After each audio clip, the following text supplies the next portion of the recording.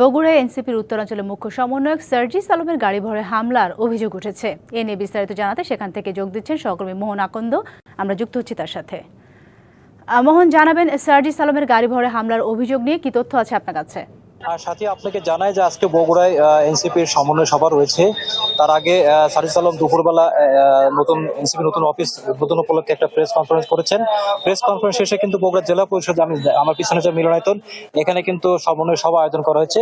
সমন্বয় সভা শুরু হওয়ার কিছুক্ষণের মধ্যে আমরা দুটি ককটেল নিক্ষেপের খবর শুনি এবং একটি ককটেল বিস্ফোরিত হয়েছে, আরেকটা হয় নাই। তো এই বিষয়ে আমাদের এখানে রয়েছেন বগুড়া সদর থানার ওসি হাসান বাসির। আমি ওনাকে জানতে চাইবো যে আপনি একটু যদি বলতেন যে কি শুনেছেন আপনি। বিসমিল্লাহির রহমানির রহিম। আপনারা জেনেছেন আজকে এনসিপির সাজিদ সাহেব এখানে এসেছেন। তাদের কয়েকটা প্রোগ্রামের মধ্যে একটা প্রোগ্রাম ছিল যে জেলা পরিষদ অডিটোরিয়ামে তাদের একটা সমন্বয় সভা হবে। উনি এখানে এসেছেন এবং প্রোগ্রাম চলছিল। এটা আপনারা জানেন যে এটা ওয়েল প্রোটেক্টেড এরিয়া, বিভিন্ন সাইটে আপনার বিল্ডিং রয়েছে, সামনে গেট।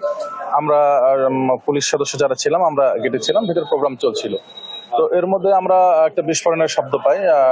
শব্দ শোনার পরে আমরা এসে আমরা দেখি যে একটা হাত বোমার বিস্ফোরণ ঘটেছে এবং একটা অবিস্ফোরিত অবস্থা রয়েছে। যেটা অবিস্ফোরিত অবস্থা রয়েছে সেটা আমরা হেফাজতে আমরা পানির মধ্যে রেখেছি। তো আমার প্রাথমিকভাবে যতটুকু মনে হয়েছে যে এটা তো আসলে ভিতরে প্রবেশ করার কোনো সুযোগ নাই। তবে আমি একজন প্রত্যক্ষদর্শীর কাছে জেনেছি যে পাশে আপনারা দেখেছেন যে একটা বিল্ডিং রয়েছে, যেটা মূল ভবনের অনেক বাহিরে। সেখান থেকে কে বা কাহারা এটা থ্রো করেছে। তো আমাদের অনুসন্ধান অব্যাহত আছে যে আসলে কারা কি উদ্দেশ্যে এটা থ্রো করেছে। আর আরেকটি বিষয় আপনাদেরকে বলি যে এই বোমাটি যেখানে বিস্ফোরিত হয়েছিল সেখানে আসলে কেউ ছিল না, একটা ফাঁকা জায়গা ছিল। এ থেকে কোনো হতাহতের ঘটনা। ওনার গাড়ি বহরে নিক্ষেপ হয়েছে এরকম কোনো অভিযোগ আমরা শুনেছি না, গাড়ি বহরে কোনো হামলার ঘটনা আমরা জানিনি। যদি জানতাম তাহলে তো আমরা সেভাবে ব্যবস্থা নিতাম, বা এই ধরনের কোনো অভিযোগও কেউ আমাদের কাছে করে নাই যে তার কোনো হতাহতের ঘটনা বা কেউ হতাহত হয়েছে। হতাহতের ঘটনা কোনো প্রকার ঘটে নাই।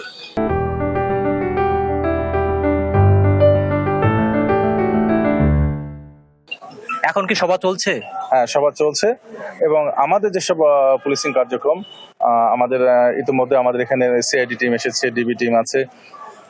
আমরা অসংখ্য ধন্যবাদ। সাথে যেটা শুনছিলেন যে বগুড়া সদর থানার ওসি কিন্তু বলছেন যে সভা চলছে। আমরা দেখাতে চাই যে এই আমার পিছনে যে দোতলা ভবন দেখছেন, এখানে কিন্তু এনসিপির সমন্বয় সভা চলছে এবং পর্যাপ্ত আইন শৃঙ্খলা রক্ষাকারী বাহিনী, পুলিশের পাশাপাশি সিআইডি এবং অন্যান্য সংস্থা কিন্তু এসেছে।